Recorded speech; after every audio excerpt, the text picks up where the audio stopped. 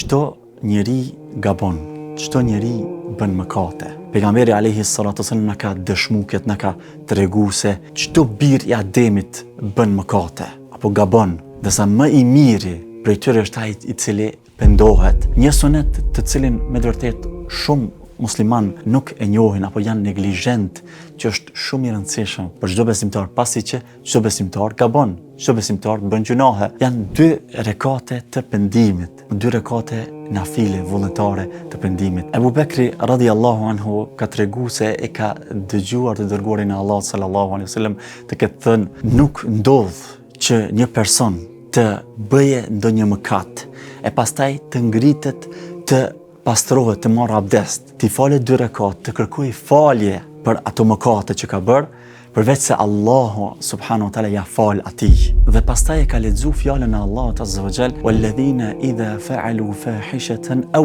zalamu anfusahum dhakaru Allaha fastaghfaru li dhunubihim wa man yaghfiru adh-dhunuba illa Allah wa lam yusirru ala ma fa'alu wa hum ya'lamun." Dhe ata të cilët kur bëjnë një vepër të keqe apo i bëjnë zullum, padrejtësi vetvetes, si i bëjnë padrejtësi vetvetes duke bërë mëkate, e përmendin Allahun dhe kërkojnë falje për mëkatet e tyre. E kush i fal mëkatet përveç Allahut? Edhe në fund përmbyllet ajeti: dhe ata nuk ngulmojnë në atë që kanë bërë duke qenë se e dinat me vetdije. Pra këto 2 rekate, vëllezër të nderuar dhe motra të respektuara, janë shumë të rëndësishme. Një sunet shumë i këndshëm dhe i bukur.